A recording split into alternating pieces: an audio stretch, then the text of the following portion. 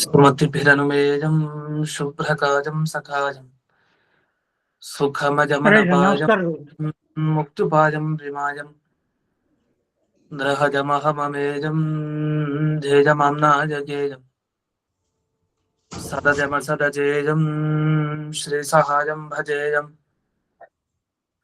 ಅಂಜನಾಸೂನು ಸಾನ್ನಿಧ್ಯಾತ್ ವಿಜಯೇನ ವಿರಾಜಿತಂ ಅಜಿತಪ್ರೀತಿಜನಕಂ ಭಜೇಹಂ ವಿಜಯಧ್ವಜಂ ತಪಸ್ವಾಧ್ಯಾಯ ಶುಶ್ರೂಷಾ ಕೃಷ್ಣಪೂಜಾರತಂ ಮುನಿಂ ವಿಶ್ವೇಶಮಿಷ್ಟತಂ ವಂದೇ ಪರಿಮ್ರಾಟ್ ಚಕ್ರವರ್ತಿನಂ ಶ್ರೀ ಗುರುಭ್ಯೋ ನಮಃ. ಹರಿ ಓಂ.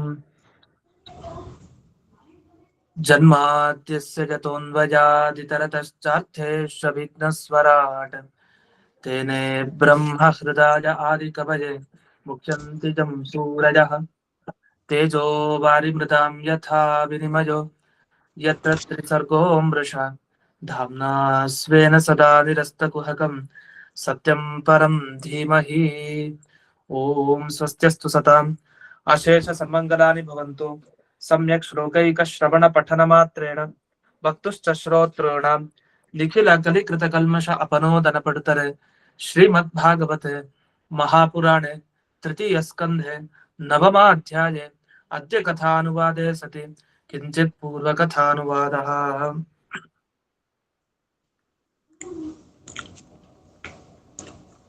ಭಗವಂತ ಮೊದಲಿಗೆ ಸೃಷ್ಟಿಯನ್ನ ಏನ್ ಮಾಡ್ದ ಅಂತ ಬಂದಾಗ ಗರ್ಭೋದಕದ ಸೃಷ್ಟಿ ಏನ್ ಮಾಡ್ದ ಅಂತ ಹಿಂದೆ ಬಂತು.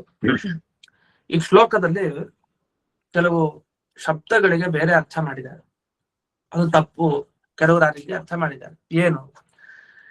ಈ 13ನೇ ಶ್ಲೋಕದಲ್ಲಿ ಶುಷ್ಯನ್ ಅಂತ ಒಂದು ಶಬ್ದ ಹಾಕಿದ್ದಾರೆ. ಕೊನೆಗೆ ಬರುತ್ತೆ ಶುಷ್ಯನ್. ಈ ಶುಷ್ಯನ್ ಅನ್ನೋ ಶಬ್ದಕ್ಕೆ ಏನರ್ಥ? ಈ ಗಾಳಿ ಬಂದಾಗ ಆ ನೀರಿನ ಭಾಗ ಒಣಗಿ ಹೋಯ್ತು ಅಂತ ಅರ್ಥ, ಗಟ್ಟಿ ಆಯ್ತು ಅಂತ ಅರ್ಥ. ಇದನ್ನ ಇಲ್ಲಿ ಶುಷ್ಯನ್ ಅನ್ನೋ ಶಬ್ದದಿಂದ ತಿಳಿಸಿದ್ದಾರೆ. ಆದ್ರೆ ಕೆಲವರು ಇಲ್ಲಿ ಶುಷ್ಯನ್ ಅಂತ ಇಲ್ಲ ಪಾಠ, ಇಲ್ಲೇನಿದೆ ಅಂದ್ರೆ ಸೂಷ್ಯನ್ ಅಂತ ಪಾಠ ಇದೆ ಅಂತ. ಶುಷ್ಯನ್ ಅಲ್ಲ, ಸು ಅಂತ ಇದೆ, ಸೂಷ್ಯನ್ ಅಂತ ಪಾಠ ಇದೆ ಅಂತ. ಸೂಷ್ಯನ್ ಅಂದ್ರೆ ಏನರ್ಥ ಅಂದ್ರೆ ಅದು ಹುಟ್ಟೋದಕ್ಕೆ ಸೂಷ್ಯನ್ ಅಂತ ಕರೀತಾರೆ. ಈಗ ಪ್ರಸವ, ಪ್ರಸೂಯ ಅಂತೆಲ್ಲ ಬರುತ್ತೆ, ಹಾಗೆ ಪ್ರಸೂಷ್ಯನ್, ಸೂಷ್ಯನ್ ಅಂತ ಶಬ್ದ ಬರುತ್ತೆ. ಪ್ರಸವ ಅಂದ್ರೆ ಮಗು ಹೊರಗೆ ಬರೋದು ಪ್ರಸವ. ಹಾಗಾದ್ರೆ ಹುಟ್ಟೋ ಅಂತ ಸಂದರ್ಭದಲ್ಲಿ ಈ ಶಬ್ದವನ್ನ ಬಳಸಿದ್ದಾರೆ. ಆದ್ರೆ ಇವ್ರು ಹೇಳೋದು ಪ್ರಸವ ಅಂದ್ರೆ ಹುಟ್ಟೋದಕ್ಕಲ್ಲ, ಅದು ಹಡಿಯೋದಕ್ಕೆ ಪ್ರಸವ ಅಂತ ಕರೀತಾರೆ. ಹಾಗಾಗಿ ಆ ಅರ್ಥದಲ್ಲಿ ಈ ಶಬ್ದವನ್ನು ಇಲ್ಲಿ ಬಳಸೋದು ಸರಿ ಇಲ್ಲ. ಅದಕ್ಕೆ ಕೆಲವರು ಏನ್ ಮಾಡ್ತಾರೆ ಅಂದ್ರೆ, ಹೌದು ಹಡಿಯೋದೊಂದು ಏನರ್ಥ, ಒಂದ್ ವಸ್ತುವನ್ನ ಹೊರಗೆ ಹಾಕೋದು ಅಂತ ಅರ್ಥ. ಅದೇ ರೀತಿ ಇಲ್ಲಿ ಪರಮಾತ್ಮ ತನ್ನ ಒಳಗಡೆ ಇದ್ದ ಗರ್ಭೋದಕವನ್ನ ಹೊರಗಡೆ ಹಾಕದ ಅಂತ ಅರ್ಥ. ಅದನ್ನ ಪ್ರಸವ ಅಂತಾನೆ ಲೆಕ್ಕ ಬಂತಲ್ಲ. ಒಟ್ಟು ಒಳಗೆ ಇದ್ದ ವಸ್ತುವನ್ನ ಹೊರಗೆ ಹಾಕೋದು, ಅದೇ ಪ್ರಸವ ತಾನೆ. ಈ ಅರ್ಥವನ್ನ ಇಟ್ಟುಕೊಂಡು ಕೆಲವರು ವ್ಯಾಖ್ಯಾನ ಮಾಡಿದ್ರು. ಆದ್ರೆ ಇದು ಯಾವ್ದು ಸರಿ ಇಲ್ಲ. ಯಾಕೆಂದ್ರೆ ಸ್ಪಷ್ಟವಾಗಿ ಪದ್ಮ ಪುರಾಣದಲ್ಲಿ ಉದಕಂ ವಾಯುನ ಶುಷ್ಕಂ ಭಿನ್ನಂ ಪದ್ಮ ಅಭೂಧರೆ, ಶುಷ್ಕಂ ಅನ್ನೋ ಶಬ್ದವನ್ನೇ ಬಳಸಿ ಅಲ್ಲಿ ಅರ್ಥ ಮಾಡಿದ್ದಾರೆ. ಗರ್ಭೋದಕ ಏನಿತ್ತು ಅದು ಹೊರಗ್ ಬಂದಾಗ ಅದು ಕಮಲ ರೂಪದಲ್ಲಿ ತಾಳ್ತು. ಭಗವಂತ ಗಾಳಿಯಿಂದ ಅದನ್ನ ಒಣಗಿಸ್ದ, ಅದನ್ನ ಪೃಥ್ವಿ ಭಾಗದಿಂದ ಸ್ವಲ್ಪ ದೊಡ್ಡದು ಮಾಡ್ದ, ಅದು ಕಮಲವಾಗಾಯ್ತು ಅಂತ. ಇಷ್ಟೆಲ್ಲ ಇರ್ಬೇಕಾದ್ರೆ ಶುಷ್ಕಂ ಅಂತ ಸ್ಪಷ್ಟ ಇದೆ ಅಲ್ಲಿ. ಅದನ್ನ ತಿಳ್ಕೊಳದೆ ಇವ್ರೇನ್ ಮಾಡಿದ್ರು, ಶುಷ್ಯನ್ ಅನ್ನೋದನ್ನ ಸೂಷ್ಯನ್ ಅಂತ ಮಾಡ್ಕೊಂಡ್ಬಿಟ್ರು. ಅದು ಭಗವಂತನ ಉದರ ಭಾಗದಿಂದ ಹೊರಗ್ ಬಂದಿರೋದು ಅಂತ. ವಸ್ತುತಃ ಅದಲ್ಲ. ಹಾಗಾದ್ರೆ ಉದರದಿಂದ ಹೊರಗ್ ಬಂದ್ರೆ ಅದ್ ಹೇಗೆ ಕಮಲ ಭಾಗ ಆಯ್ತು? ಯಾಕಂದ್ರೆ ನೀರಿನ ಭಾಗ ಅದು ಗರ್ಭೋದಕ. ನೀರಿನ ಭಾಗ ಗಟ್ಟಿ ಆಗಿರ್ಬೇಕು, ನೀರು ಗಟ್ಟಿ ಅಲ್ಲಲ್ಲ. ಹಾಗಾದ್ರೆ ಘನೀಭಾವ ಪಡಿಲಿಕ್ಕೆ ಏನೋ ಕಾರಣ ಕೊಡ್ಲಿಲ್ಲ. ಸುಮ್ಮನೆ ಗಾಳಿ ಇತ್ತು, ಹೊರಗಡೆ ಗಾಳಿ ಇರೋದ್ರಿಂದ ಅದು ಬರೋದು ಹೊರಗ್ ಬಂತು ಅಷ್ಟೇ. ಇಷ್ಟೇ ಹೇಳ್ಬೇಕು ಹೊರತು ಮುಂದೆ ಅದರಿಂದ ಲೋಕದ ಸೃಷ್ಟಿ ಇದೆಲ್ಲ ಅಸಾಧ್ಯದ ಕೆಲಸ. ಅದನ್ನ ಶುಷ್ಯನ್ ಅನ್ನೋ ಶಬ್ದದ ಪಾಠ ಸರಿಯಾಗಿದೆ ಅಂತ ಅರ್ಥವನ್ನ ತೀರ್ಮಾನ ಮಾಡ್ಕೊಂಡ್ರು. ಸರಿ, ಬೇರೆಯವ್ರ ಪ್ರಕಾರ ಈ ಗರ್ಭೋದಕ ಅಂತ ಒಪ್ಪಿದಾರ? ಅದು ಪ್ರಶ್ನೆ. ವಸ್ತುತಃ ಏನಂದ್ರೆ ಬೇರೆಯವ್ರಿಗೆ ಸಮಸ್ಯೆ ಇಲ್ಲ. ಅವ್ರೇನ್ ಮಾಡಿದ್ರು, ಗರ್ಭೋದಕ ಅಂತ ಅರ್ಥ ಮಾಡ್ಲೇ ಇಲ್ಲ. ಭಗವಂತನ ಒಳಗಡೆ ಇದ್ದದ್ದು ಉದರದ ಒಳಗಡೆ, ಅದನ್ನ ನಾವು ಉದಕ ಅಂತ ಕರಿತಾ ಇದ್ದೀವಿ. ಅದು ಹೊರಗ್ ಬರಬೇಕಾದ್ರೆ ಗಾಳಿಯ ಸಹಕಾರ ಬೇಕಾಗಿತ್ತು, ಅದು ಗಟ್ಟಿ ಆಗ್ಲಿಕ್ಕೆ, ಘನೀಭಾವ ಪಡಿಲಿಕ್ಕೆ. ಅದು ಪೃಥ್ವಿ ಭಾಗನ ಸೇರ್ಕೊಂಡಿದೆ ರಜೋಗುಣ ಇರೋದ್ರಿಂದ. ನೀರು ಮತ್ತೆ ಪೃಥ್ವಿ ಭಾಗ ಸೇರ್ತು ಅಂದ್ರೆ ಅದು ಸ್ವಲ್ಪ ಗಟ್ಟಿ ಆಗ್ತಾ ಬಂತು. ಅದಿರೋ ಚೆನ್ನಾಗಿ ಒಣಗಿ ಹೋಗ್ಬೇಕು, ಸ್ವಲ್ಪನೂ ಕೂಡ ನೀರಿನ ಒಂದು ಭಾವ ಇರಬಾರ್ದು ಇದ್ರಲ್ಲಿ, ಆರ್ದ್ರತೆ ಇರಬಾರ್ದು, ಅಂದ್ರೆ ಒದ್ದೆತನ ಅದಿರಬಾರ್ದು ಅಂತ. ಅದಕ್ಕೋಸ್ಕರ ಗಾಳಿಯ ಸಹಕಾರನೂ ಬೇಕು. ಹಾಗಾದ್ರೆ ಜಲ, ಪೃಥ್ವಿ ಮತ್ತೆ ವಾಯು ಈ ಮೂರು ತತ್ವದ ಉಪಯೋಗ ಆಯ್ತು. ತೇಜಸ್ ತತ್ವದ ಬಗ್ಗೆ ಉಲ್ಲೇಖ ಮಾಡ್ಲಿಲ್ಲ ಇನ್ನು, ಆದ್ರೆ ಆಕಾಶನೂ ಬೇಕಾಯ್ತು. ಪಂಚಭೂತಗಳಲ್ಲೇ 4 ಭೂತ ಬೇಕಾಯ್ತು ಈ ಸಂದರ್ಭದಲ್ಲಿ. ಈ 4 ಭೂತದಿಂದ ಏನಾಯ್ತು, ಒಳಗಡೆ ಇದ್ದಂತಹ ಆ ಗರ್ಭೋದಕ ಅದು ಕಮಲದ ಆಕಾರದಲ್ಲಿ ದೇವರಿಂದ ನಾಭಿ ಪ್ರದೇಶದಿಂದ ಅಲ್ಲಿ ಹೊರಗಡೆ ಬಂದಿದೆ. ಇಷ್ಟ. ಬೇರೆಯವ್ರ ಪ್ರಕಾರ ಒಳಗಡೆ ಇದ್ದ ಪದಾರ್ಥ ಯಾವುದು ದೇವರ ಒಳಗಡೆ ಅಂದ್ರೆ, ಕೆಲವರು ಅರ್ಥ ಮಾಡೋದು ಯಾರಿಗೂ ಒಮ್ಮತ ಇಲ್ಲ. ಅಂದ್ರೆ ಎಲ್ರೂ ಒಂದೇ ಪದಾರ್ಥವನ್ನು ಒಪ್ಪಿಲ್ಲ. ನಾವು ಗರ್ಭೋದಕ ಅನ್ನೋ ತರ ಬೇರೆಯವ್ರು ಏನ್ ಮಾಡಿದ್ದಾರೆ ವ್ಯಾಖ್ಯಾನ ಅಂದ್ರೆ, ಭೂತ ಸೂಕ್ಷ್ಮ ಅಂತ ಒಪ್ಪಿದ್ದಾರೆ. ದೇವರ ಒಳಗಡೆ ಇದ್ದ ಭೂತ ಸೂಕ್ಷ್ಮಗಳೆಲ್ಲ ಹೊರಗೆ ಬಂದ್ರು. ಅಂದ್ರೆ ಪಂಚಭೂತಗಳ ಸೂಕ್ಷ್ಮ ಅಂದ್ರೆ ಕೊನೆ ಭಾಗ ಪರಮಾಣು ಏನಿದೆ, ಆ ಪರಮಾಣುವಿನ ತರ ಇರುವಂತ ಚಿಕ್ಕದಾದ ಭಾಗ ಅದನ್ನ ಭೂತ ಸೂಕ್ಷ್ಮ ಅಂತ ಕರೀತಾರೆ. ಅಂದ್ರೆ ಪಂಚಭೂತಗಳ ಮೊದಲನೇ ರೂಪ ಚಿಕ್ಕದಾಗಿರತ್ತಲ್ಲ ಅದು. ಆ ಭೂತ ಸೂಕ್ಷ್ಮವನ್ನ ಭಗವಂತ ಹೊರಗೆ ಹಾಕದ ಅಂತ ಒಬ್ರು ಹೇಳ್ತಾರೆ. ಇನ್ ಕೆಲವರು ಹೇಳ್ತಾರೆ ಇಲ್ಲ, ಅದು ಹೊರಗಡೆ ಹಾಕಿದ್ದು ಪ್ರಾಕೃತ ಪದಾರ್ಥ. ಪ್ರಾಕೃತ ಪದಾರ್ಥ ಅಂದ್ರೆ ಪ್ರಕೃತಿಯಿಂದ ನಿರ್ಮಾಣ ಮಾಡಬೇಕಾದ ಪದಾರ್ಥ. ಅಂಥ ಪ್ರಾಕೃತ ಪದಾರ್ಥವನ್ನ ಒಳಗಡೆ ಇದ್ದದನ್ನ ಹೊರಗೆ ದೇವರು ಹಾಕಿದ. ಕೆಲವರು ವ್ಯಾಖ್ಯಾನ ಮಾಡ್ತಾರೆ, ಇಲ್ಲ, ಒಳಗಡೆ ಇದ್ದದ್ದು ಚೇತನ ಮತ್ತೆ ಅಚೇತನ, ಈ ಜಡವಸ್ತು ಮತ್ತೆ ಚೇತನ ವಸ್ತುಗಳು ಎರಡನ್ನ ಹೊರಗಡೆ ಹಾಕಿದ ಅಂತ ಹೇಳ್ತಾರೆ. ಕೆಲವರು ಹೇಳ್ತಾರೆ ಇಲ್ಲ, ಅದು ಇಡೀ ತ್ರಿಲೋಕದಲ್ಲಿ ಇರುವಂತ ಎಲ್ಲಾ ಜೀವರ ಲಿಂಗ ಶರೀರದ ಗುಂಪಿದೆಯಲ್ಲ ಅದನ್ನ ಭಗವಂತ ಹೊರಗೆ ಹಾಕದ ಅಂತ ಒಬ್ರು ವ್ಯಾಖ್ಯಾನ.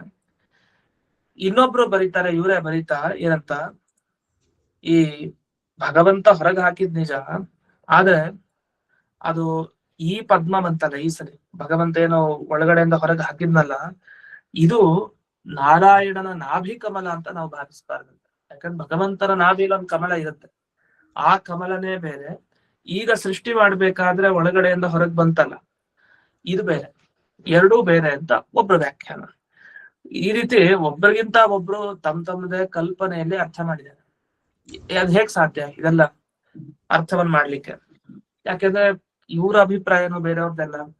ಒಂದ್ ಸೃಷ್ಟಿ ಆಗ್ಬೇಕು, ಪ್ರಳಯ ಕಾಲ ಆಗಿದೆ, ಈಗ ಹೊಸದಾಗಿ ಒಂದ್ ಸೃಷ್ಟಿ ಮಾಡ್ಬೇಕು. ಸೃಷ್ಟಿ ಮಾಡ್ಬೇಕಾದ್ರೆ ಏನ್ ಸೃಷ್ಟಿ ಮಾಡ್ತಾನೆ ಮುಂದಕ್ಕೆ? ಈ ಪಂಚಭೂತಗಳನ್ನ ಒಳಗಡೆ ಇಟ್ಕೊಂಡಿದ್ದ ಸೂಕ್ಷ್ಮ ಪದಾರ್ಥಗಳನ್ನ ಅದು ಸ್ಥೂಲ ರೂಪ ದೊಡ್ಡದಾಗಿ ಬಂತು ಅಷ್ಟೇ, ಅದನ್ನ ಹೇಳ್ಬೇಕು ಅಂತ ಕೆಲವರು. ಇಲ್ಲ, ಹಾಗಲ್ಲ, ಪ್ರಕೃತಿ ತತ್ವ, ಅಹಂಕಾರ, ಮಹತ್ತತ್ವ, ಅಹಂಕಾರ ತತ್ವ ಇದನ್ನ ತಾನೇ ಮುಂದೆ ಸೃಷ್ಟಿ ಆಗೋದು ಇಡೀ ಜಗತ್ತು, ಅದನ್ನ ಒಳಗಡೆ ಇಟ್ಕೊಂಡಿದ್ದನ್ನು ಹೊರಗೆ ಹಾಕದ. ಕೆಲವು ಜಡ ಮತ್ತೆ ಜೀವದಂತಾನೆ ಸೃಷ್ಟಿ ಮಾಡೋದು, ಅದನ್ನು ಹೊರಗಡೆ ಹಾಕದ. ಅಂದ್ರೆ ಮುಂದೆ ಏನ್ ಸೃಷ್ಟಿ ಆಗ್ಬಹುದು ಅದನ್ನ ತಲೆಯಲ್ಲಿ ಇಟ್ಕೊಂಡು ಒಬ್ಬೊಬ್ರು ಒಂದೊಂದು ಅರ್ಥ ಮಾಡ್ತಾ ಹೋದ್ರು. ಅದ್ರಲ್ಲಿ ಬೇರೆ ಕಮಲ ಎರಡು ಬೇರೆ ಬೇರೆ ಅಂತ ಬೇರೆ ಅರ್ಥವನ್ನ ಮಾಡಿ, ನಾರಾಯಣನ ನಾಭಿಯಲ್ಲಿರೋ ಕಮಲ ಬೇರೆ, ಈಗ ಬಂದದ್ ಬೇರೆ ಅಂತೆಲ್ಲ. ಆದ್ರೆ ಯಾವ್ದಕ್ಕೂ ಪ್ರಮಾಣ ಕೊಟ್ಟಿಲ್ಲ. ಪ್ರಮಾಣ ಇಲ್ದೇನೆ ಹಾಗೆ ಅವರು ಕಲ್ಪನೆಯನ್ನು ಮಾಡಿ ಅರ್ಥ ಮಾಡಿದ್ದಾರೆ. ಅದು ಆಚಾರ್ಯರು ಪ್ರಮಾಣ ಕೊಟ್ಟಿದ್ದು ಪದ್ಮ ಪುರಾಣ. ಇಲ್ಲಿ ಸ್ಪಷ್ಟವಾಗಿದೆ, ಅದು ಪದ್ಮನೇ ಬಂದಿತ್ತು, ಅದು ಭಗವಂತನ ಪದ್ಮನೇ. ಹರೇಹೇ ಪದ್ಮಂ, ಇನ್ಯಾವುದು ಬೇರೆ ಕಮಲ ಅಲ್ಲ, ಅದೇ ಕಮಲನೇ. ಅಷ್ಟೇ ಅಲ್ಲದೆ ಬಂದಿದ್ದು ಶುಷ್ಕಂ ವಾಯುನ ಉದಕಂ, ಉದಕನೇ ಬಂದಿತ್ತು, ಅದರಿಂದ ಗರ್ಭೋದಕನೇ ಹೊರಗೆ ಬಂದಿತ್ತು. ಅದಕ್ಕೂ ಸ್ಪಷ್ಟ ಪ್ರಮಾಣ ಇದೆ.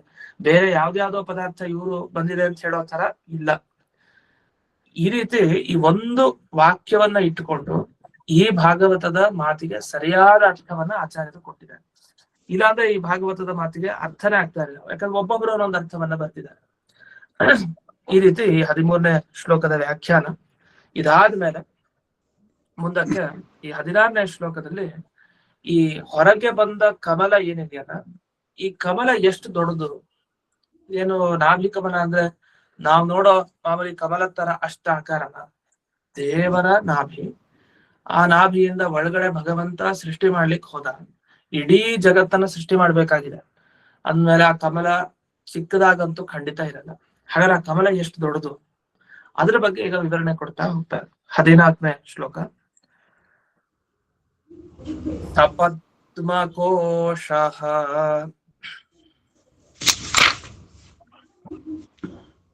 ಸಹಸೋದತಿಷ್ಠತ್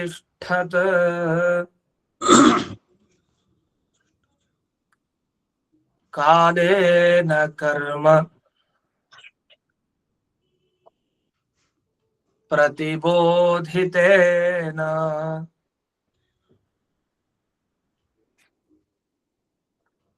ಸ್ವರೋಚಿಷಾ ತತ್ ಸಲಿಲಂ ವಿಶಾಲಂ ವಿದ್ಯೋತಯನ್ ಅರ್ಕ ಇವಾತ್ಮಯೋನಿಃ.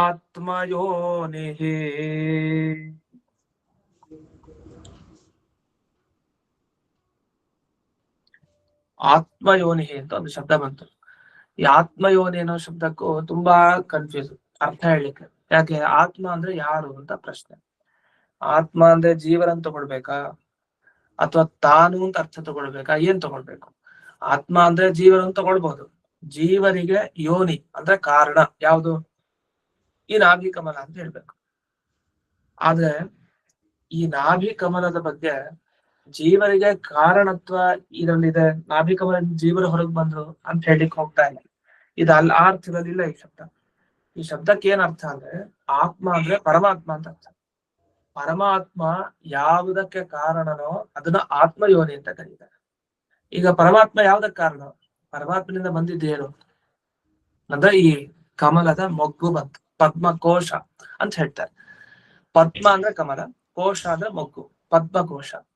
ಹಾಗೆ ಕಮಲದ ಮೊಗ್ಗು ಹೊರಗ್ ಬಂತು, ಗರ್ಭೋದಕ ಬಂತು ಅಂದ್ರೆ ಪದ್ಮದ ಮೊಗ್ಗು ಆ ರೂಪದಲ್ಲಿ ಬಂದಿದೆ. ಹಾಗಾದ್ರೆ ಭಗವಂತನಿಗೆ ಅದು ಮಗು ತರ, ಆ ತರ. ಅದಕ್ಕೋಸ್ಕರ ಮಗುವಿಗೆ ತಂದೆ ತಾಯಿ ಕಾರಣ. ಆತರ ಈ ಪದ್ಮದ ಮೊಗ್ಗಿಗೆ ಯೋನಿ ಕಾರಣ ಯಾರು? ಆತ್ಮ, ಪರಮಾತ್ಮ. ಹಾಗಾದ್ರೆ ಆತ್ಮ ಯೋನಿ ಅಂತಂದ್ರೆ ಪರಮಾತ್ಮನೇ ಯಾವುದಕ್ಕೆ ಕಾರಣನೋ ಅಂತಹ ಕಮಲದ ಮೊಗ್ಗು ಹೊರಗ್ ಬಂತು, ಬಂದಿದ್ದಾಯ್ತು. ಮುಂದೆ ಅದು ಬೆಳೆದಿದ್ದು ಹೇಗೆ? ಬರೀ ಮೊಗ್ಗಾಗೆ ಇತ್ತ? ಇಲ್ಲ, ಅದು ಅರಳಿತು. ಆ ಕಮಲ ಅರಳೋದು ಹೇಗೆ ಅರಳಿತು? ಸ್ವರೋಚಿಷ, ಒಳ್ಳೆ ಬೆಳಕಂತೆ ಆ ಕಮಲದಲ್ಲಿ ಅದು ಅರಳುತ್ತಾ ಇದೆ.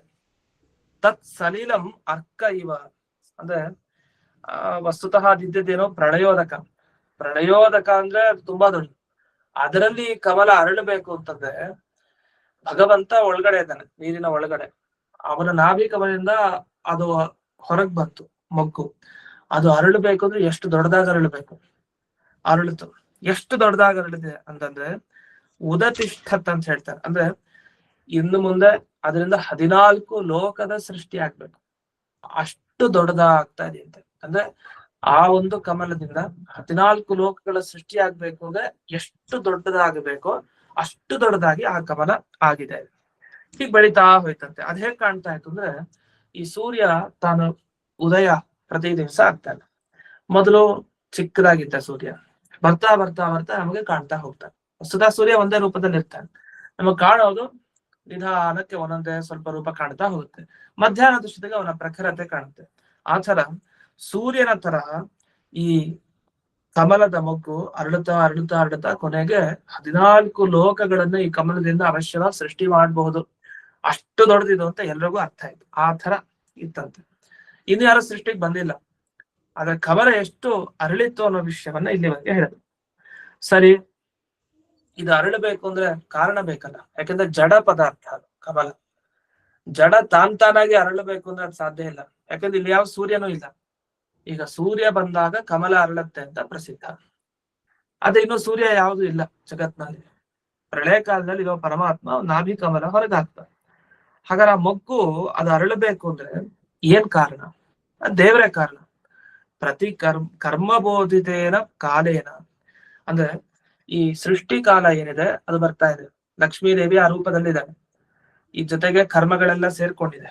ಆ ಕರ್ಮಗಳು ಸೇರಿದ್ರಿಂದ ಲಕ್ಷ್ಮೀದೇವಿಯ ಒಂದು ಪ್ರಭಾವನೂ ಇದೆ. ವಿಶೇಷವಾಗಿ ಅದಕ್ಕಿಂತ ಮುಖ್ಯ ಭಗವಂತನ ಇಚ್ಛಾಶಕ್ತಿ ಇದೆ. ದೇವರಿಗೆ ಇಚ್ಛೆ ಬಂದಿದೆ. ಈ ಇಚ್ಛೆನೆ ಸಾಕು ಆ ಮಗು ಅರಳಲಿಕ್ಕೆ. ಅದು ಇದ್ದಕ್ಕಿದ್ದಂತೆ ಅದು ಅರಳಿಕ್ಕೆ ಶುರುವಾಯ್ತು. ಎಷ್ಟು ದೊಡ್ಡದಾಯ್ತು? ಚತುರ್ದಶ ಭುವನ, 14 ಲೋಕ ಹೇಗೆ ಇದರಿಂದ ಆಗ್ಬಹುದು ಅಷ್ಟು ದೊಡ್ಡದಾಗಿ ಆಗಿದೆ. ಇಷ್ಟನ್ನ ಹೇಳಿ ಈ ಆತ್ಮಯೋನಿ ಅನ್ನೋ ಶಬ್ದಕ್ಕೆ ಇಲ್ಲಿ ಆಚಾರ್ಯರು ಅರ್ಥವನ್ನ ಬಿಡಿಸಿದ್ದಾರೆ. ಅದನ್ನ ಆಗ್ಲೇ ನೋಡಿದೀವಿ. ಆದ್ರೂ ಆಚಾರ್ಯ ಅಷ್ಟು ಸೂಕ್ಷ್ಮವಾಗಿ ಒಂದೊಂದು ಶಬ್ದಗಳಿಗೆ ಅರ್ಥ ಬರ್ತಿದ್ದಾರೆ ಅದನ್ನ ಗಮನಿಸ್ಬೇಕು. ಆತ್ಮಯೋನಿಂದ ಬೇರೆ ಬೇರೆ ತರ ಅರ್ಥ ಮಾಡ್ಬಿಡ್ಬೋದು, ಅದಲ್ಲ ಇಲ್ಲಿ. ಆತ್ಮ ವಿಷ್ಣು ಅಸ್ಯ ಯೋನಿ. ವಿಷ್ಣುವೇ ಆತ್ಮ ಅಂದ್ರೆ ವಿಷ್ಣು, ಯಾವುದಕ್ಕೆ ಕಾರಣನೋ ಅಂತ ಕಮಲದ ಕೋಶ, ಪದ್ಮಕೋಶ ಅಂತ ಇಷ್ಟ ಅರ್ಥ. ಇಲ್ಲ ಅಂತಂದ್ರೆ ಇನ್ನೊಂದು ಅರ್ಥನೂ ಇದೆ, ಆತ್ಮಯೋ ಅಂದ್ರೆ ತನಗ್ ತಾನೇ ಕಾರಣ ಅಂತ ಅರ್ಥ. ಹಾಗಾದ್ರೆ ಕಮಲ ಹೊರಗ್ ಬರ್ಲಿಕ್ಕೆ ಯಾವ್ದು ಕಾರಣ? ತಾನೇ ಕಾರಣ, ಕಮಲವೇ ಕಾರಣ. ಅದೇನಂದ್ರೆ ಕಮಲದ ಚಿಕ್ಕ ಚಿಕ್ಕ ಭಾಗಗಳಿರುತ್ತೆ. ಒಂದು ಯಾವುದೇ ತಗೊಂಡ್ರು ಅದರ ಮೂಲಭೂತ ವಸ್ತು ಚಿಕ್ಕದಾಗಿರುತ್ತೆ, ಆ ಚಿಕ್ಕ ವಸ್ತುಗಳು ದೊಡ್ಡದಾಗ ಆಗ್ತಾ ಆಗ್ತಾ ಅದು ಬೆಳೆಯುತ್ತೆ. ಹಾಗೆ ತನಗೆ ತನ್ನ ವಸ್ತುಗಳೇ ಕಾರಣ ತಾನೆ. ಹೇಗೆ ಮಣ್ಣಿನಿಂದ ಮಡಿಕೆ ಆಗುತ್ತೆ, ಮಡಿಕೆಯ ಒಂದು ವಿಘಾತ, ಮಡಿಕೆಯನ್ನು ಹೊಡೆದ್ರೆ ಆಗ ಚಿಕ್ಕದಾಗಿ ಹೋಗುತ್ತೆ, ಪರಮಾಣು ರೂಪಕ್ಕೆ ಬರುತ್ತೆ, ಮಣ್ಣಾಗುತ್ತೆ. ಮಣ್ಣಿನಿಂದಲೇ ಸೃಷ್ಟಿ, ತನ್ನಿಂದ ಸೃಷ್ಟಿ ಅಷ್ಟೇ, ಮಣ್ಣೇ ಮಡಿಕೆ ಆಯ್ತು. ಆತರ ಈ ಪದ್ಮದ ಒಂದು ವಿಕಾಸ, ಪದ್ಮ ಅರಳಬೇಕು ಅಂತ ಆದ್ರೆ ಅದರ ಮೂಲಭೂತ ಅಂಶಗಳೇ ಅದಕ್ಕೆ ಕಾರಣ ಅಂತ ಅಲ್ಲ, ಭಗವಂತನೇ ಕಾರಣ. ಮುಖ್ಯವಾಗಿ ಅದನ್ನ ಆತ್ಮ ಅಂದ್ರೆ ಭಗವಂತ, ವಿಷ್ಣು ಯೋನಿ ಕಾರಣ ಯಾವ್ದಕ್ಕೆ? ಕಮಲದ ಮೊಗ್ಗಿಗೆ ಅಂತ ಅದನ್ನ ಬೆಳೆಸಿದ್ರು. ಇಷ್ಟನ್ನ ಬೆಳೆಸಿ ಪ್ರಳಯ ಕಾಲದ ಜಲದಲ್ಲಿ ಇಂಥ ಒಂದು ಕಮಲವನ್ನ ಭಗವಂತ ತನ್ನ ನಾಭಿ ಕಮಲದಿಂದ ಸೃಷ್ಟಿ ಮಾಡಿದಾನೆ. ಇದೇ ಗರ್ಭೋದಕ, ಗರ್ಭೋದಕಕ್ಕಿಂತ ಇದು ಬೇರೆ ಅಲ್ಲ, ಅದನ್ನ ಮಾತ್ರ ಚೆನ್ನಾಗಿ ತಲೆಯಲ್ಲಿ ಧರಿಸ್ಬೇಕು. ಇಷ್ಟ ಆದ್ಮೇಲೆ ಮುಂದೆ ಏನಾಯ್ತು? ಆ ಕಮಲದ ಬಗ್ಗೆ ಒಂದಿಷ್ಟು ಪ್ರಶ್ನೆಗಳಿದೆ ಇವರಿಗೆ. ಏನ್ ಪ್ರಶ್ನೆ ಇದೆ ಅಂದ್ರೆ, ಈಗ ಯಾವುದೇ ಒಂದು ವಸ್ತು ಆಗ್ಲಿ ಜಗತ್ನಲ್ಲಿ, ಜಡ ಪದಾರ್ಥ, ಅದು ತಾನಾಗೆ ಕೆಲಸ ಮಾಡ್ಲಿಕ್ಕೆ ಆಗಿಲ್ಲ ಜಡಗಳಿಗೆ. ಈಗ ಒಂದ್ ಚೇರ್ ಇದೆ, ತಾನಾಗೆ ನಮ್ಮ ಹತ್ರ ಬರ್ಲಿ ಅಂದ್ರೆ ಅದ್ ಬರಲ್ಲ. ಚೇರ್ ಇದ್ರೆ ಅದನ್ನ ನಾವು ಎಳ್ಕೊಂಡ್ ಬರ್ಬೇಕು, ಒಬ್ಬ ಚೇತನನ ಸಂಪರ್ಕ ಬೇಕು. ಯಾವುದೇ ಜಡ ವಸ್ತು ಆದ್ರೆ ಚೇತನನ ಸಂಪರ್ಕ ಇಲ್ಲದೆ, ಅವನು ಪ್ರಯತ್ನ ಪಡದೇನೆ ಆ ಒಂದ್ ವಸ್ತು ಕದಲೋದು ಇಲ್ಲ, ಅದು ಎಲ್ಲಿದೆಯೋ ಅಲ್ಲೇ ಇರುತ್ತೆ. ಕಲ್ಲನ್ನು ಎತ್ಕೊಂಡು ಹೊಡೆದ್ರೆ ಯಾರಿಗಾರು ಅಲ್ಲಿ ಹೋಗಿ ಬೀಳತ್ತೆ ಕಲ್ಲು. ಇಲ್ಲ, ಕಲ್ಲು ಎಲ್ಲಿ ಇದೆಯೋ ಅಲ್ಲೇ ಇರ್ಬೇಕಾ, ಅಲ್ಲೇ ಇರುತ್ತೆ. ಅಂದ್ರೆ ಒಬ್ಬ ಜೀವ ಚೇತನ ಅಲ್ಲಿ ಹೋಗಿ ಆ ಕಲ್ಲನ್ನ ಎತ್ತಿಟ್ಟು ಆ ಕಡೆ ಹಾಕಿದ್ರೆ ಆ ಕಲ್ಲಲ್ಲಿ ಹೋಗಿ ಬೀಳುತ್ತೆ. ಇಲ್ಲ ಅಂದ್ರೆ ಜಡ ಪದಾರ್ಥಗಳೆಲ್ಲ ಎಲ್ಲಿದೆಯೋ ಅಲ್ಲೇ ಇರುತ್ತೆ. ಆ ರೀತಿ ಇದ್ಮೇಲೆ ಈ ಒಂದು ಸಣ್ಣ ಕಮಲದ ಮೊಗ್ಗು ಬರ್ತಾ ಬರ್ತಾ ಇಷ್ಟು ದೊಡ್ಡದಾಗಿ ಅರಳಲಿಕ್ಕೆ ಕಾರಣ ಏನು? ಸೂರ್ಯನ ತರ ಅದು ಫಳಫಳ ಹೊಳಿತಾ ಇದೆ. ವಸ್ತುತಃ ಅದು ಸೂರ್ಯನ ತರ ಹೊಳಿಲಿಕ್ಕೂ ಸಾಧ್ಯ ಇಲ್ಲ ಅಂತ ಹೇಳ್ತಾರೆ. ಯಾಕೆಂದ್ರೆ ನೀವೇನೋ ಹೇಳಿದ್ರಿ, ಚೆನ್ನಾಗಿದೆ ಆ ಕಮಲ, ಅದು 14 ಲೋಕಗಳ ಸೃಷ್ಟಿಗೆ ಕಾರಣ ಆಗುತ್ತೆ, ಅಷ್ಟು ದೊಡ್ಡದು, ಹಾಗೆ ಹೀಗೆ. ಅದು ಸೂರ್ಯನ ತರ ಅದು ಅರಳುತ್ತು, ಹಾಗೆ ಹೀಗೆ. ಸೂರ್ಯನ್ ತರ ಅರಳಬೇಕು ಅಂದ್ರೆ ಸೂರ್ಯನ್ ತರ ಹೊಳಿಬೇಕಲ್ಲ. ಹೊಳಿತಾ ಇದೆಯಾ ಪದ್ಮ? ಹೊಳಿತಾ ಇದೆ. ಯಾಕೆ? ಅದೇನು ಅಂದ್ರೆ ಅದು ಹೊಳಿಲಿಕ್ಕೆ ಸಾಧ್ಯ ಇಲ್ಲ ಅಂತ ಪ್ರಶ್ನೆ ಮಾಡ್ತಾರೆ. ಯಾಕೆ ಅಂತಂದ್ರೆ, ಈಗ ಈ ಮಣಿಗಳಿರತ್ತೆ, ರತ್ನಗಳು, ಅದು ಹೊಳೆಯುತ್ತೆ. ಯಾಕೆ? ಅದರ ಮೂಲ ವಸ್ತು ಇರುತ್ತಲ್ಲ, ಪರಮಾಣು, ಅದು ತೇಜಸ್ಸಿನ ಪರಮಾಣು, ಅದು ಇರೋದೇ ತೇಜಸ್ಸಿನ ಪದಾರ್ಥ. ಅದು ಪೃಥ್ವಿ ಪದಾರ್ಥ ಅಲ್ಲ. ತೇಜಸ್ಸಿನ ಪದಾರ್ಥ ಯಾವಾಗ್ಲೂ ಹೊಳಿತಾ ಇರುತ್ತೆ. ಈಗ ಬೆಂಕಿ, ಅದು ಹೊಳಿಬೇಕು ಅನ್ಲಿಕ್ಕೆ ಬೇರೆ ಯಾವ್ದು ಬೇಕಾಗಿಲ್ಲ, ತಾನಾಗಿ ಹೊಳೆಯುತ್ತೆ. ಯಾವುದೇ ಒಂದ್ ವಸ್ತು ಹೊಳಿಬೇಕು ಅಂದ್ರೆ ತೇಜಸ್ಸಿನ ಸಂಪರ್ಕ ಬೇಕು. ಅದು ಶುದ್ಧ ಪೃಥ್ವಿ ವಸ್ತು ಆದ್ರೆ ಅಥವಾ ಬರೀ ನೀರಿನ ವಸ್ತು ಆದ್ರೆ ಅದು ಹೊಳೆಯಲ್ಲ. ಆ ತೇಜಸ್ಸಿನ ಅಂಶ ಕಣಗಳು ಸೇರ್ಕೊಂಡ್ರೆ ಅದು ಸಹಜವಾಗಿ ಹೊಳಿಲಿಕ್ಕೆ ಪ್ರಾರಂಭ ಆಗುತ್ತೆ. ನಾವ್ ಎಲ್ಲೇ ನಿಂತಿದ್ರು ನಮ್ಮ ಮೇಲೆ ಬೆಳಕು ಬಿದ್ರೆ ಆಗ ನಾವು ಕಾಣ್ತೀವಿ, ಬೆಳಕೇ ಇಲ್ಲ ಅಂದ್ರೆ ಎಲ್ಲಿ ಕಾಣ್ಬೇಕು? ಸಾಧ್ಯ ಇಲ್ಲ. ಹಾಗಾದ್ರೆ ತೇಜಸ್ಸು ಬಹಳ ಮುಖ್ಯ. ಈಗೇನಾಯ್ತು, ಕಮಲ ಇದ್ದದ್ದು ಅರಳುತ್ತಾ ಹೋಯ್ತು, ಸೂರ್ಯನ ತರ ಹೊಳಿತಾ ಇದೆ. ಅದು ಹೆಂಗ್ ಸಾಧ್ಯ? ಕಮಲದಲ್ಲಿ ತೇಜಸ್ಸಿನ ಅಂಶಗಳಿರ್ಬೇಕು. ಆ ತೇಜಸ್ಸಿನ ಅಂಶ ಇದ್ರೆ ಮಾತ್ರ, ಅಂದ್ರೆ ಅದು ಕೂಡ ದೀಪದಂತೆನೋ ಸೂರ್ಯನಂತೆನೋ ಅಗ್ನಿ ಅಂತೆನೋ ಒಂದು ವಸ್ತು ಆಗಿದ್ರೆ ಆಗ ಆ ಕಮಲ ಈ ತರ ಸೂರ್ಯನಂತೆ ಅರಳಬಹುದು, ಅದರಿಂದ ಬೆಳಕು ಬರ್ಬೋದು. ಬೆಳಕು ಬರ್ಬೇಕು ಅಂದ್ರೆ ಅದು ಕೇವಲ ಪೃಥ್ವಿ ಪದಾರ್ಥದಲ್ಲಿ ಬೆಳಕು ಬರಲ್ಲ, ತೇಜಸ್ಸಿನ ಪದಾರ್ಥ ಅಲ್ಲಿ ಸೇರಿರ್ಬೇಕಲ್ವಾ. ಹಾಗಾಗಿ ಅಲ್ಲಿ ತೇಜಸ್ಸಿನ ಪದಾರ್ಥ ಎಲ್ಲಿ ಸೇರಿದೆ? ಸೇರಿಲ್ಲ. ಯಾಕೆ? ನೀವೇ ಹೇಳಿದ್ರಿ, ಗರ್ಭೋದಕ ಹೊರಗ್ ಬಂದಿದ್ ಹೇಗೆ ಅಂದ್ರೆ ಒಳಗಡೆ ಪೃಥ್ವಿ ಭಾಗದಿಂದ ಹೊರಗ್ ಬರೆಸ್ತಾ ದೇವರು. ಆದ್ರಿಂದಲೇ ಅಲ್ಲಿ ಒಂದು ಪದಾರ್ಥ ಮಾತ್ರ ಕೈ ಬಿಟ್ಟಿದ್ರು. ಗರ್ಭೋದಕ ನಾಭಿ ಕಮಲದಿಂದ ಹೊರಗ್ ಬರ್ಬೇಕಾದ್ರೆ ನೀರು, ಅದು ಗರ್ಭೋದಕ, ನೀರು ಬಂತು, ಜಲತತ್ವ, ರಜೋಗುಣ ಅದರಲ್ಲಿ ಪೃಥ್ವಿ ಭಾಗ ಸೇರ್ಕೊಡ್ತು ಯಾವ್ದು? ಆ ಗರ್ಭೋದಕಕ್ಕೆ. ಹೊರಗ್ ಬಂದಾಗ ಆಕಾಶ, ಇಲ್ಲಾಂದ್ರೆ ಹೊರಗ್ ಬರ್ಲಿಕ್ಕೆ ಸಾಧ್ಯ ಇಲ್ಲ, ಆಕಾಶ ಇಲ್ಲದೆ ಅಂದ್ರೆ ಆಕಾಶ ಬೇಕಾಯ್ತು, ಗಾಳಿಯಿಂದ ಅದು ಒಣಗ್ಬೇಕಾಗಿತ್ತು. ಆದ್ರೆ ತೇಜಸ್ಸಿನ ಬಗ್ಗೆ ಮಾತ್ರ ಹಿಂದೆ ಹೇಳಿರ್ಲಿಲ್ಲ. ಅದಕ್ಕೆ ನಾನು ಅವಾಗ್ಲೇ ಹೇಳಿದೆ, 4 ಭೂತಗಳನ್ನ ಮಾತ್ರ ತಗೊಂಡ್ರು ಪಂಚಭೂತಗಳಲ್ಲಿ, 5ನೇದೊಂದು ಬಿಟ್ಟಿದ್ರು.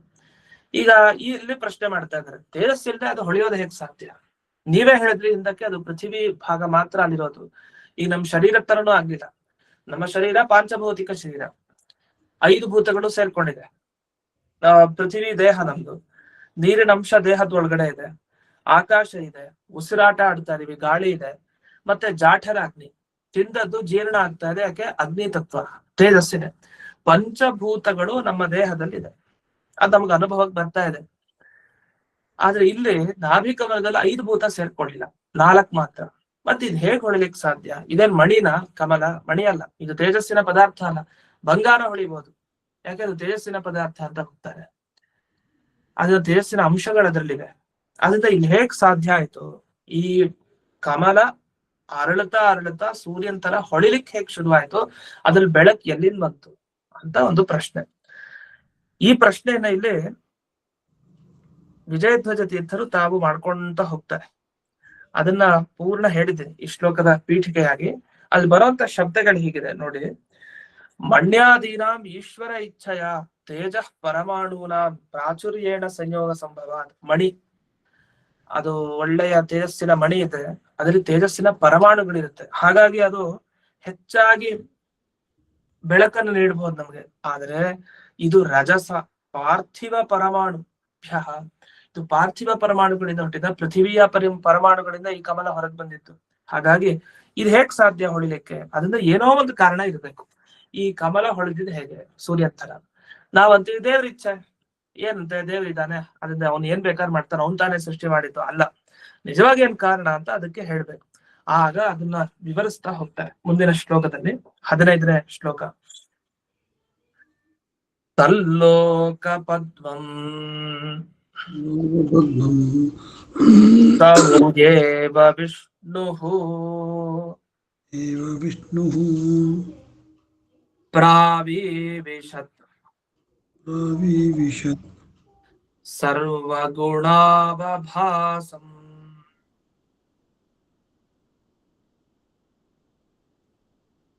ತಸ್ಮಿನ್ ಸ್ವಯಂ ವೇದಮಯೋ ವಿಧಾತ ಸ್ವಯಂ ಭುವಂ ಯಂ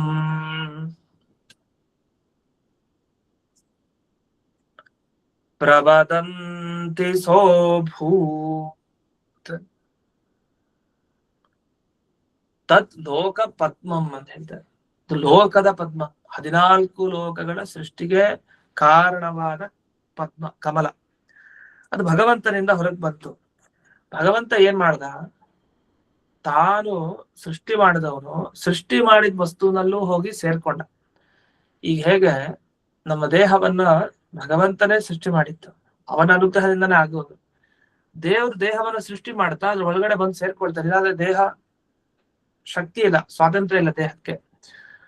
ಆದ್ರಿಂದ ದೇವ್ರು ಬಂದ್ರೆ ಅದು ಅಲಗಾಡ್ಲಿಕ್ಕೆ ಶುರುವಾಗುತ್ತೆ, ಸ್ವಲ್ಪ ಶಕ್ತಿ ಬರುತ್ತೆ. ದೇವ್ರು ಹೊರಟ ಅಂದ್ರೆ ಮುಗಿಯಿತು ಅಂತ ಅರ್ಥ. ದೇವ್ರು ಹೊರಟಿದ್ದಾರೆ ಅಂದ್ರೆ ವಾಯುದೇವ್ರ ಜೊತೆಗೆ ಹೊರಟಿದ್ದಾರೆ ಅಂತಾನೆ ಅರ್ಥ, ಯಾಕಂದ್ರೆ ಅವ್ರಿಬ್ರು ಒಟ್ಟಿಗೆ ಬಿಟ್ಟಿರಲ್ಲ. ಹಾಗಾಗಿ ಪ್ರಕೃತ ಕಮಲ ಹೊರಗ್ ಬಂತು ನಿಜ, ಕಮಲ ಅರಳುತ್ತಾ ಇದೆ ಅಂದ್ರೆ ಏನೋ ಒಂದ್ ಕೆಲಸ ಜಡ ಪದಾರ್ಥದಲ್ಲಿ ನಡೀತಾ ಇದೆ ಅಂದ್ರೆ ಅಲ್ಲೊಬ್ಬ ಚೇತನ ಸಂಪರ್ಕ ಬೇಕು, ನಿಜ. ಅದ್ ಯಾರು? ದೇವ್ರು ಹೋದ ಒಳಗಡೆ, ದೇವರೇ ಆ ಕಮಲದ ಒಳಗಡೆ ಹೋಗಿ ಸೇರ್ಕೊಂಡಿದ್ದಾನೆ ಇನ್ನೊಂದು ರೂಪದಿಂದ. ನಾಭಿ ಕಮಲವನ್ನು ತಾನೇ ಸೃಷ್ಟಿ ಮಾಡಿ ಇನ್ನೊಂದು ಚಿಕ್ಕ ರೂಪದಿಂದ ಹೋಗಿ ಆ ಕಮಲದ ಒಳಗಡೆ ಸೇರ್ಕೊಂಡ. ಅದನ್ನ ಇಲ್ಲಿ ವಿಷ್ಣುರೇವ ಉ ಪ್ರಾವಿವಿಶತ್, ಪ್ರಾವಿವಿಶತ್ ಚೆನ್ನಾಗಿ ಹೋಗಿ ಆ ಕಮಲದ ಒಳಗಡೆ ಸೇರ್ಕೊಂಡ. ಅದಾದ್ಮೇಲೆ ಆ ಕಮಲದಿಂದ ಒಬ್ರು ಹುಟ್ಟುತ್ತಾರೆ. ಯಾರವರು? ಸ್ವಯಂಭುವಂ ವದಂತಿ. ಸ್ವಯಂಭೂ ಅಂತ ಅರ್ಥ. ಸ್ವಯಂಭೂ ಅಂದ್ರೆ ಬ್ರಹ್ಮದೇವರು ಅಂತ ಅರ್ಥ. ಸ್ವಯಂಭೂ ಶಬ್ದ ಬ್ರಹ್ಮದೇವರನ್ನ ಹೇಳೋ ಶಬ್ದ. ಹಾಗಾದ್ರೆ ಆ ಬ್ರಹ್ಮದೇವರನ್ನ ಸೃಷ್ಟಿ ಮಾಡಿದವನು ಈ ಪರಮಾತ್ಮ ಆ ನಾಭಿ ಕಮಲದಿಂದ. ಅಂತೂ ದೇವರೇ ಹೋಗಿ ಅಲ್ಲಿ ಕಮಲದಲ್ಲಿ ಇದ್ದು ಬ್ರಹ್ಮದೇವರನ್ನ ಮುಂದೆ ಸೃಷ್ಟಿ ಮಾಡ್ತಾನೆ. ಇದಾದ್ಮೇಲೆ ವಿಧಾತ ತಸ್ಮಿನ್ ಸ್ವಯಂ ಅಭೂತ್. ಹಾಗಾಗಿ ಇದಾದ್ಮೇಲೆ ಅಲ್ಲಿ ಸಾಕ್ಷಾತ್ ವೇದ ಕೊಂಡಾಡುವಂತಹ ಬ್ರಹ್ಮದೇವರು ಆ ನಾಭಿ ಕಮಲದಲ್ಲಿ ಹೊರಗೆ ಬಂದಿದ್ದಾರೆ. ಸರಿ, ಇಷ್ಟೆಲ್ಲ ವಿವರಣೆ ಆಯ್ತು. ನಮ್ಮ ಪ್ರಶ್ನೆಗೆ ಏನು ಉತ್ತರ ಸಿಗ್ತೀಗ? ಇವ್ರೇನ್ ಪ್ರಶ್ನೆ ಮಾಡಿದ್ರು? ತೇಜಸ್ಸಲ್ಲ ಕಮಲ, ತೇಜಸ್ಸಲ್ಲದೆ ಇರೋ ಕಮಲದಲ್ಲಿ ತೇಜಸ್ಸಿನ ಬೆಳಕು ಹೇಗ್ ಬರ್ಲಿಕ್ಕೆ ಸಾಧ್ಯ ಅಂತ ಪ್ರಶ್ನೆ. ಇದು ಹೇಗಾಯ್ತು ಅಂದ್ರೆ, ದೇವತೆಗಳ ಶರೀರ ತೇಜಸ್ ಶರೀರ ಅಂತ ಇಟ್ಕೊಳ್ಳಿ, ಪಾರ್ಥಿವ ನಮ್ ತರ ಶರೀರ ಅಲ್ಲ. ವರುಣ ಶರೀರ, ಈಗ ನೀರೇ ಅವನಿಗೆ ಶರೀರ ವರುಣನಿಗೆ. ತೇಜಸ್ಸೇ ಶರೀರ ಹೊಂದಿರೋ ದೇವತೆಗಳಿರ್ತಾರೆ. ಅಗ್ನಿ ದೇವರಿಗೆ ತೇಜಸ್ಸೇ ಶರೀರ. ಅವರು ಫಳ ಫಳ ಹೊಳಿತಾ ಇರ್ತಾರೆ. ಅವ್ರು ಬಂದ್ರೆ ಗೊತ್ತಾಗತ್ತೆ, ಯಾಕೆ ತೇಜಸ್ಸಿನ ಶರೀರ, ಅದು ಪಾರ್ಥಿವ ಶರೀರ ಅಲ್ಲ. ಈಗ ಒಂದೊಂದು ಲೋಕದಲ್ಲಿ, ಅಗ್ನಿ ಲೋಕದಲ್ಲಿ ಒಂದು ಶರೀರ, ವರುಣ ಲೋಕದಲ್ಲಿ ಒಂದು ಶರೀರ, ಭೂಲೋಕದಲ್ಲಿ ಒಂದು ಶರೀರ, ಹೀಗೆಲ್ಲ ಇರುತ್ತೆ. ಅಂತದಲ್ಲಿ ಕಮಲ ಹೊರಳಿದ್ದು ಹೇಗೆ ಅಂದ್ರೆ ಅದಕ್ಕೆ ಹೇಳ್ತಾರೆ ಸರ್ವ ಗುಣಾವಭಾಸಂ ತತ್ ಲೋಕ ಪದ್ಮಂ ಅಂತ ಹೇಳ್ತಾರೆ. ಎಲ್ಲಾ ಗುಣಗಳಿಂದ ತುಂಬಿರೋದು ಪೃಥ್ವಿ ತತ್ವ, ಅದನ್ನ ನಾವು ಮರ್ತಿದೀವಿ ಅಂತ. ಅಂದ್ರೆ ಈ ಬೇರೆಯವರೆಲ್ಲ ಏನ್ ಹೇಳ್ತಾರೆ, ಪಂಚಭೂತಗಳಲ್ಲಿ ಮೊದಲನೇದು ಪೃಥ್ವಿ, ಆಮೇಲೆ ನೀರು, ಆಮೇಲೆ ತೇಜಸ್ಸು, ವಾಯು, ಆಕಾಶ. ಇದಲ್ಲೇನಾಗುತ್ತೆ, ಈ ಕ್ರಮದಲ್ಲಿ ಹೇಳ್ಬಿಟ್ರೆ ಆಗ ಪೃಥ್ವಿಯಲ್ಲಿ ತೇಜಸ್ಸಿನ ಗುಣ ಬರಲ್ಲ, ಅದು ತೇಜಸ್ನಲ್ಲೇ ಇರುತ್ತೆ. ಪೃಥ್ವಿಲಿ ಏನು ಗುಣ? ಗಂಧ. ಗಂಧ ಇದ್ರೆ ಅದು ಪೃಥ್ವಿ. ಸ್ಮೆಲ್ ಬರ್ತಾ ಇದೆ, ಅದು ಪೃಥ್ವಿ ವಸ್ತು ಅಲ್ಲ. ಹಾಗಂತ ಬೇರೆದಲ್ಲೂ ಬರುತ್ತಲ್ಲ, ಈ ಬೆಂಕಿಗೆ ಏನಾದ್ರು ಪದಾರ್ಥ ಹಾಕಿದ್ರೆ ಸುಟ್ಟು ಹೋಗುತ್ತೆ, ಸುಟ್ಟೋದಾಗ ವಾಸನೆ ಬರುತ್ತೆ. ವಾಸನೆ ಬಂದ್ರೆ ಅದು ಬೆಂಕಿಯ ಗುಣನ? ಅಲ್ಲ, ಬೆಂಕಿ ಗುಣ ಅಲ್ಲ, ಅದು ಹಾಕಿದ್ವಲ್ಲ ಪದಾರ್ಥ, ಪೃಥ್ವಿ ಪದಾರ್ಥ, ಅದರ ಅದು ಗುಣ. ಅದು ಬೆಂಕಿಗೆ ಹಾಕಿದಾಗ ಅದು ಇನ್ನೂ ಚೆನ್ನಾಗಿ ಮೂಗ ಹತ್ರ ಬರುತ್ತೆ ಆ ವಾಸನೆ, ಅಷ್ಟೇ. ಹೀಗೆ ಒಂದೊಂದು ಭೂತಗಳಿಗೆ ಒಂದೊಂದು ಗುಣ ಕೊಡ್ತಾ ಹೋದ್ರು. ಪೃಥ್ವಿಲಿ ಗಂಧ, ನೀರಿನಲ್ಲಿ ಒಂದು ಗುಣ, ತೇಜಸ್ಸಿನಲ್ಲಿ ಉಷ್ಣ ಸ್ಪರ್ಶ, ವಾಯುವಿನಲ್ಲಿ ಈ ತರ ಒಂದೊಂದು ಗುಣ ಬರ್ತು. ಆಕಾಶಕ್ಕೆ ಬಂದ್ರೆ ಶಬ್ದ, ಶಬ್ದ ಆಕಾಶದಲ್ಲಿರುತ್ತೆ ಅಂತ. ಅದೇ ವಸ್ತುತಃ ಹೀಗಲ್ಲ. ಉಪನಿಷತ್ತನ್ನ ಗಮನಿಸಿದಾಗ, ನಾವು ತೈತರಿಯ ಉಪನಿಷತ್ತನ್ನು ಗಮನಿಸಿದಾಗ ಅಲ್ಲೆಲ್ಲ ಏನು ಹೇಳ್ತಾರೆ, ಆತ್ಮರ ಆಕಾಶ ಸಂಭೂತ ಆಕಾಶಾದ್ ವಾಯು ವಾಯೋರಗ್ನಿ ಅಗ್ನೇರಾಪ ಅಭ್ಯ ಪೃಥಿವಿ ಅಂತ ಈ ಕ್ರಮ. ಇದನ್ನ ಹಿಂದನೊಮ್ಮೆ ಹೇಳಿದೆ ಈ ಭಾಗವತಲ್ಲೂ ಸುಧಾಪಾಠದಲ್ಲೂ. ಈ ಆಕಾಶದಿಂದ ವಾಯು ತತ್ವದ ಸೃಷ್ಟಿ, ವಾಯುವಿನಿಂದ ತೇಜಸ್ಸು, ತೇಜಸ್ಸಿನಿಂದ ನೀರಿನ ಸೃಷ್ಟಿ, ನೀರಿನಿಂದ ಪೃಥ್ವಿ ಸೃಷ್ಟಿ. ಇದು ಹಿಂದನೂ ಭಾಗವತದಲ್ಲಿ ವಿಸ್ತಾರವಾಗಿ ಬಂತು. ಅಂದ್ರೆ ಒಂದೊಂದು ಭೂತದ ಗುಣಗಳು ಮತ್ತೊಂದಲ್ಲಿ ಮುಂದಿದ್ರಲ್ಲಿ ಹೋಗ್ತಾ ಇರುತ್ತೆ. ಯಾಕೆ ಆಕಾಶದಿಂದ ಹುಟ್ಟಿದ್ದು ಯಾವುದು? ವಾಯು. ಆಕಾಶದ ಗುಣ ಇರ್ಬೇಕು. ಈಗ ಅಂದ್ರೆ ತಂದೆಯಿಂದ ಮಗ, ತಂದೆಯ ಗುಣ ಮಗನಲ್ಲಿ ಬರುತ್ತೆ, ತಾತನ ಗುಣನು ಮಗನಲ್ಲಿ, ಈ ಮೊಮ್ಮಗನಲ್ಲಿ ಬಂದಿರುತ್ತೆ. ಏನೋ ಒಂದು ಇದ್ದೇ ಇರುತ್ತೆ, ಅದು ಜೀನ್ಸ್ ಅಂತ ಹೇಳ್ತೀವಲ್ಲ. ಹಾಗಾಗಿ ಏನೋ ಒಂದು ಗುಣ ಆ ಪರಂಪರೆಯಲ್ಲಿ ವಂಶವಾಹಿನಿಯಾಗಿ ಅದು ಬಂದಿರುತ್ತೆ, ಒಂದು ಗುಣ. ಅದು ರೋಗನೂ ಆಗ್ಬಹುದು, ಗುಣನೂ ಆಗ್ಬಹುದು, ದೋಷಗಳು ಆಗ್ಬಹುದು, ಒಟ್ಟು ಬಂದಿರತ್ತೆ. ಇಲ್ಲ ಅಂದ್ರೆ ಅದು ಲಿಂಕ್ ಇರ್ಲಿಕ್ಕೆ ಚಾನ್ಸೇ ಇಲ್ಲ. ಲಿಂಕ್ ಇದ್ಮೇಲೆ ಅದು ಬಂದಿರ್ಲೇಬೇಕು, ಇದಂತೂ ಸಾಧ್ಯನೇ ಇಲ್ಲ. ಹೇಗೆ ದಿಢೀರಂತ ಬರ್ಲಿಕ್ಕೆ ಸಾಧ್ಯ ಇಲ್ಲ. ಅದಕ್ಕೆ ದೋಷಗಳು ಕಷ್ಟಗಳು ಬರ್ತಾ ಇದೆ ಅಂದ್ರೆ ಅರ್ಥ ಏನೋ ಹಿಂದಿನವ್ರು ಏನೋ ತಪ್ಪಾಗಿದೆ ಅಂತ ಅದಕ್ಕೆ ಹೇಳೋದು. ಇಲ್ಲಾಂದ್ರೆ ಲಿಂಕ್ ಇಲ್ದೇನೆ ಏನೂ ಸಾಧ್ಯ ಇಲ್ಲ. ಹಾಗೆ ಈ ಆಕಾಶ ಮತ್ತೆ ವಾಯು, ತೇಜಸ್ಸು, ಜಲ ಮತ್ತೆ ಪೃಥ್ವಿ, ಈ 5 ಕೂಡ ಒಂದಾದ್ಮೇಲೆ ಒಂದೊಂದು ಮಗು ಮೊಮ್ಮಗು ಈ ತರ ಹುಡ್ತಾ ಬಂತು, ಒಂದೊಂದ್ರಿಂದ ಒಂದೊಂದು ಬಂತು. ಆಮೇಲೆ ಆಕಾಶದ ಗುಣ ವಾಯುವಿನಲ್ಲಿ ಇರ್ಬೇಕು, ವಾಯುವಿನ ಗುಣ ತೇಜಸ್ಸಿನಲ್ಲಿ, ತೇಜಸ್ಸಿನ ಗುಣ ಜಲದಲ್ಲಿ, ಜಲದ ಗುಣ ಪೃಥ್ವಿಯಲ್ಲಿ. ಎಲ್ಲಾ ಗುಣ ಸೇರಿಸಿ ಎಲ್ಲಿ ಬಂದಿದೆ ಅಂದ್ರೆ ಕೊನೆಗೆ ಬಂದ ಪೃಥ್ವಿ ತತ್ವದಲ್ಲಿ. ಹಾಗಾಗಿ ಕೊನೆಗೆ ಬಂದ ಪೃಥ್ವಿ ತತ್ವದಲ್ಲಿ ಹಿಂದಿನ ತೇಜಸ್ಸಿನ ಗುಣ ಇದೆ, ಜಲದ ಗುಣ ಇದೆ, ವಾಯುವಿನ ಗುಣ ಇದೆ, ಆಕಾಶದ ಗುಣನೂ ಇದೆ. ಅಂದ್ಮೇಲೆ ಪೃಥ್ವಿ ಅಂದ್ರೆ ಅದು ಕೇವಲ ಪೃಥ್ವಿ ಅಲ್ಲ. ಪೃಥ್ವಿ ತತ್ವದಲ್ಲಿ ಶಬ್ದ, ರೂಪ, ರಸ, ಗಂಧ, ಸ್ಪರ್ಶ ಅನ್ನೋಲ್ಲಿ ರೂಪ ಇದೆ. ಪೃಥ್ವಿ ತತ್ವದಲ್ಲಿ ರೂಪ ಹೇಗ್ ಬಂತು? ತೇಜಸ್ಸಿನಿಂದಾಗಿ ಬಂತು. ಆ ರೂಪ ಅನ್ನೋದು ಬಂದಿದ್ರಿಂದ ಪೃಥ್ವಿ ತತ್ವ ಸೃಷ್ಟಿ ಯಾವುದು? ನಾಭಿ ಕಮಲ. ಆ ಕಮಲ ಅರಳುತ್ತಾ ಇರ್ಬೇಕಾದ್ರೆ ಅದು ಯಾಕೆ ಹೊಳಿತು ಅಂದ್ರೆ ಆ ಪೃಥ್ವಿ ತತ್ವದಲ್ಲಿ ಎಲ್ಲಾ ಗುಣ ಇದೆ. ಹಾಗಾದ್ರೆ ಪ್ರತಿಯೊಂದು ಭೂತಗಳಲ್ಲೂ ಇನ್ನೊಂದು ಭೂತದ ಗುಣ ಇರುತ್ತೆ. ಯಾವ್ದ್ರಲ್ಲಿ ಇರಲ್ಲ? ಆಕಾಶದಲ್ಲಿ ಇರಲ್ಲ. ಆಕಾಶದಲ್ಲಿ ಶಬ್ದ ಮಾತ್ರ. ಆಕಾಶದ ಹಿಂದೆ ಯಾರು ಇರ್ಲಿಲ್ಲ, ಅದು ಆತ್ಮನಿಂದ ಬಂತು. ಹಾಗಂತ ಆತ್ಮನ ಗುಣ ಆಕಾಶದಲ್ಲಿ ಬರಲ್ಲ. ಯಾಕಂದ್ರೆ ಆತ್ಮ ಪರಮಾತ್ಮ, ಪರಮಾತ್ಮನಿಂದ ಇದು ಸೃಷ್ಟಿ ಆಗ್ತಾ ಹೋಯ್ತು ಒಂದೊಂದು ವಸ್ತು ಅಂತ ಅಷ್ಟೇ ಹೇಳಿರೋದು. ಪರಮಾತ್ಮನ ಗುಣ ಅದ್ರಲ್ಲಿ ಬರ್ಲಿ ಅಂತ ಹೇಳೋಂಗಿಲ್ಲ. ಇದು ಒಂದೊಂದು ಮುಂದಿನ ಭೂತಗಳ ಕಾರಣ ಆಗ್ತಾ ಇತ್ತು. ಹೋದ್ರಿಂದ ಒಂದೊಂದು ಗುಣಗಳು ಬಂತು. ಪೃಥ್ವಿ ತತ್ವದಲ್ಲಿ ತೇಜಸ್ಸಿನ ಅಂಶಗಳಿದೆ, ಆ ತೇಜಸ್ಸಿನ ಗುಣ ಇದೆ. ಹಾಗಾಗಿ ಅದು ಅರಳಿತು. ಅರಳಬೇಕಾದ್ರೆ ಸೂರ್ಯನ ತರ ಅದು ಕಾಣಿಸ್ತು ಅಂತ ಹೇಳಿ ಹೀಗೆ ಅದರ ವಿವರಣೆಯನ್ನ ತಿಳಿಬೇಕು ಅಂತ ಇಷ್ಟು ಈ ಪ್ರಶ್ನೆಗೆ ಉತ್ತರವನ್ನ ಇಲ್ಲಿ ಕೊಟ್ಟಿದ್ದಾರೆ ಈ ಭಾಗವತ ಪದ್ಯದಲ್ಲಿ. ಇದಾದ್ಮೇಲೆ ಇದೇ ಭಾಗವತದ ಪದ್ಯಕ್ಕೆ ಇನ್ನೂ ಸಾಕಷ್ಟು ವಿವರಣೆ ಕೊಡ್ತಾರೆ. ಸ್ವಯಂಭೂ ಅನ್ನೋ ಶಬ್ದಕ್ಕೆ ಏನರ್ಥ, ಸರ್ವಗುಣಾವಭಾಸ ಈ ಶಬ್ದಕ್ಕೆ ಏನರ್ಥ, ಮತ್ತೆ ಇಲ್ಲಿ ಬ್ರಹ್ಮ ಪುರಾಣ, ಮೋಕ್ಷ ಧರ್ಮದ ಮಾತು ಅಂದ್ರೆ ಮಹಾಭಾರತದ ಮಾತು, ಇದೆಲ್ಲ ಕೊಡ್ತಾರೆ. ಅಂದ್ರೆ ಇನ್ನೂ ಈ ಶ್ಲೋಕದಲ್ಲಿ ಕೆಲವು ಸಂಶಯಗಳಿದೆ, ಪ್ರಶ್ನೆಗಳಿವೆ. ಅದಕ್ಕೆ ಬೇರೆಯವ್ರು ಬೇರೆ ತರ ಅರ್ಥ ಮಾಡ್ಬಿಟ್ಟಿದ್ದಾರೆ, ತಪ್ಪು. ನಿಜವಾದ ಅರ್ಥ ಏನು ಈ ಭಾಗವತದ ಪದ್ಯಕ್ಕೆ ಅನ್ನೋದನ್ನ ಮುಂದೆ ವಿವರಿಸ್ತಾ ಹೋಗ್ತಾರೆ. ಅದನ್ನ ನಾಳೆ ದಿವಸ ನೋಡೋಣ ಅಂತ ಹೇಳ್ತಾ ಇಂದಿನ ಪಾಠವನ್ನ ಅಸ್ಮದ್ ಗುರುವಂತರ್ಗತ ವ್ಯಾಸತೀರ್ಥ ಗುರುವಂತರ್ಗತ ಭಾರತೀಯ ರಮಣ ಮುಖ್ಯ ಪ್ರಾಣಾಂತರ್ಗತ ಶ್ರೀಮನ್ಮೂಲ ಗೋಪಾಲಕೃಷ್ಣನಿಗೆ ಅರ್ಪಣೆಯನ್ನು ಮಾಡ್ತೇನೆ. ಶ್ರೀಕೃಷ್ಣಾರ್ಪಣಮಸ್ತು.